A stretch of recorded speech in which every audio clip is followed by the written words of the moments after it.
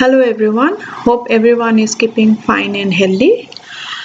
Today we are going to discuss in relation to your chapter accounting for share capital the types of companies. We have to know what are the various types of companies that exist so that we have a better understanding in recording of share capital or that is recording in all the information relating to the transaction of shares or other kind of securities.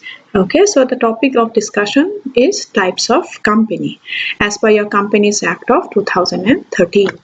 We already know a company is a company that is registered and that is Companies Act of 2013 or any other such relevant act, or in a common parlance we can say a company is a group of persons, referred to a group of persons coming together with the resources of capital, manpower, skill for the common objective of making profit.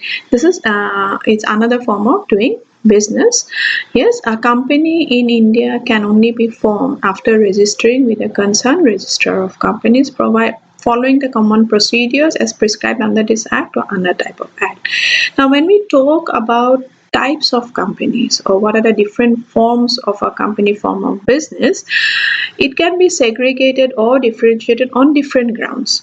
One of the ways of differentiating that of segregating the types of companies on the basis of size. It may be on the number of members, or it can be on the basis of control, on the basis of liability, or on the basis to access to capital. This is one way of segregating the types of company. Another way we can do is on the basis of members, on the basis of liability, on the special companies, or on the method of control or how the companies are functioning. So you see, if you go through different books, different websites or title, you may find different ways of segregating the types of company or differentiating between different types of companies. So what we are going to in this program, we are going to discuss is certain common types of companies that we normally find. The one of the outcome of the Companies Act of 2013 is one-person company. Prior to this act, the minimum members required to form a company was 2. Now, with this one-member company, this has been overlooked. So, as what is a one-man company or OPC? It is under the it's one-man company is such a company in which there is only one person as a shareholder or as its member. Now, when it is registered as a private company. Now, what has happened is that this type of company has a flexibility. Because of a company form of business which offers also which provides a protection against limited liability, which was not present in proprietorship or partnership. Yes, so one person, as we can see in this particular figure, one person is a sole member who performs all the tasks required for a company form of business. This type of have come into existence in India also. For example, we find RH Agri Industries Private Limited, Agri First Farm Industries Private Limited, Sri Nilakanteshwara Seed Private Limited. These are one-person type of companies. Now, if you find unique in this name is, had it been a normal private company, we would have simply found RH Agri Industries Private Limited. But since it's a one-person committee, the OPC is written within bracket. Can you find even in Agri Forest Farm Industries? What we find? We find that OPC is limited. Nilakanteshwara is OPC is limited. Yes, so these are one-person companies. Okay, where only there is one shareholder or one member in this type of companies. Okay, which is distinctive features or outcome of the Companies Act of 2013. On the basis of members, number of members, with other type of companies we find is public company and private companies.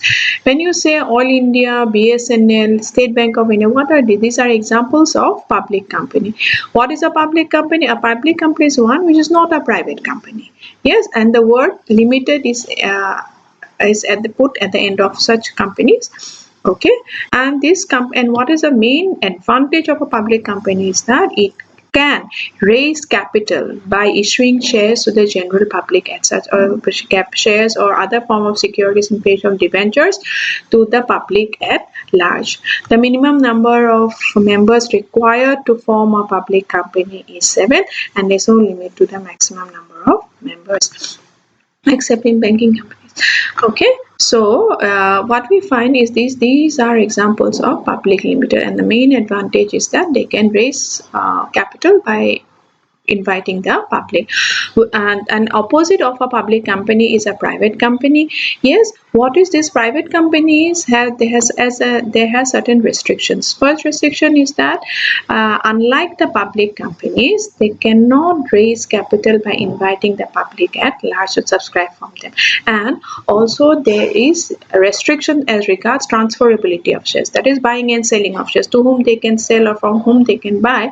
There are certain restrictions on this transferability of shares. And secondly, on they cannot invite the public for subscription of their shares. Now the except for one person company, as we have already said, these are one person companies are also registered as private companies.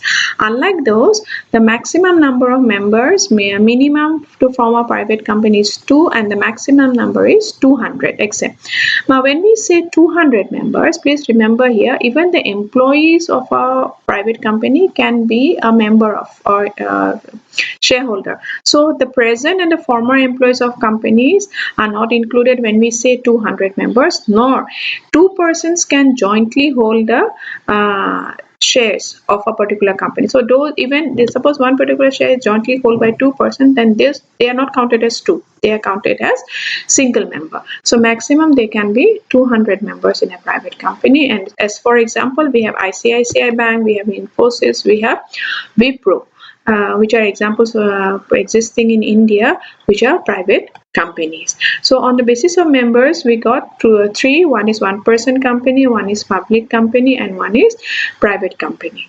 I hope it's clear up till here. Next, on the basis of the liability, we can differentiate members, the companies, sorry, on the basis of company limited by shares, limited by guarantee, or unlimited company. Now, limited by shares is such kind of companies where the liability of the members of shareholders is limited only to the amount of the face value of the shares or nominal value of the shares. As for example, suppose the value of the share of a particular company is 200. So a company can ask any shareholders only to pay 200 rupees and nothing more than that. Suppose the company is, if you will learn later on that an amount on the value of a share is not collected at one go. It is collected in phases. Suppose the value of a share is 200 and the company has collected only rupees 100 on those shares. So if in requirement of money or capital, the company can ask a shareholder to pay the remaining 100 and nothing more than that. So such kind of the liability of any shareholder or member of a company limited only to the value of the shares purchased. So here we have taken that example of 200. So a person can only be asked to pay up till the value of rupees 200 and nothing more than that. So those companies are known as company limited by shares. This is the most common form of company. Another company we have company limited by guarantee, that a shareholder or member of a company may say that in addition to the share capital, they may guarantee to pay an additional amount of money in case of requirement. Now this requirement will only arise in case of winding up or liquidation of a company. In future, if the company closes down and the company is need of more funds, then it can ask the guarantor to pay off the amount they have guaranteed in the beginning. So these are companies known as limited by guarantee. Next, we have a very rare form of company, that is unlimited liability. That is it is like your partnership or your sole proprietor, where the owners or members or shareholders liability is not unlimited until the debt of a company is paid off. They can ask for money from its members or its shareholders. Yeah, so it can go into their private properties also. Yes, so such kind of, this is very rare, but such kind of companies are known as unlimited company. That is, if you segregate a company in terms of a liability, we get what? Company limited by shares, company limited by guarantee, and unlimited company. On the other hand, there can be, on the basis of the characteristics, which we say special cases, we can have three forms of company. One is government company, one is foreign company, and one is Section 8 company. Now, government company, as the name says government, in any company, if the shares of the government, be it a central government, be it a state government, if it holds the shares more than 51%, then those type of companies are said to be government companies.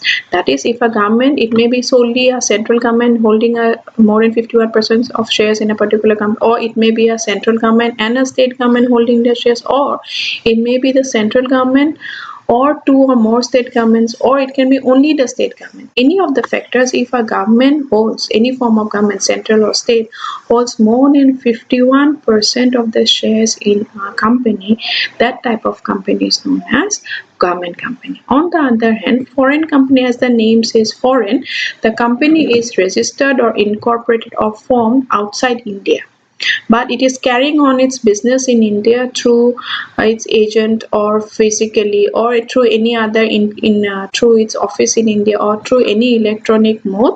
These are known as foreign company. Nowadays you find your cosmetic products, your garments, many foreign brands are available in India. So those are what? These are foreign companies. They are not registered. They are only carrying out, their origin is in a place outside India, but they are only carrying on their business in India. So such kind of companies are known as foreign company. Section 8 companies are non-profit organized. I don't think I have to explain this because you have already know more on it, because it's included in your syllabus. That is, those companies who carry on activities not for profit motive, but for the promotion of art, commerce, education, cultural activities. The income generated from it is not distributed among its members or shareholders or members, but it is used for promotion or of such kind of cultural and social causes. Okay, these are, so on the basis of special cases, we have government company, foreign company, and Section 8 company.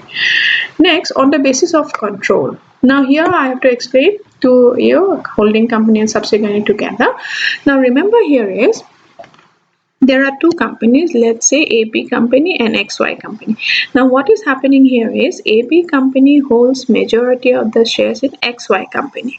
Yes, so what, and through its capital and also through the board of directors. Now what is happening here is that AB is known as your holding company, and XY, which is being controlled, is known as your subsidiary company. Yes, so holding company is a controller company. Yes, of the company which is controlling the functioning of another company, and subsidiary company are those which with the company which is being controlled by another company.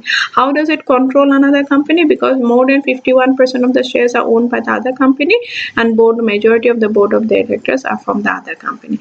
So a holding company is a company which controls the functioning of another company, and subsidiary company is one which is being controlled through the share capital and board of directors by another company. Now next is the associate company. It is something similar to a subsidiary company.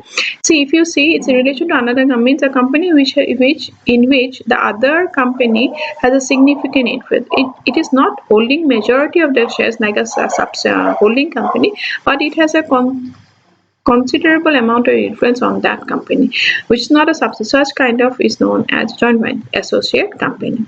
That is, a company which is being influenced upon by another but not being a subsidiary is known as a associate company. So these are the ways in which we can differentiate different type of companies on the basis of the number of members, on the basis of your liability, on the basis of special characteristics, or on the basis of your control. So these are the common types of company that we generally find in our country. Yes, I hope it is clear. Because we have to know the characteristics of a company to understand it better. Okay, so this was all about the types of company. Thank you.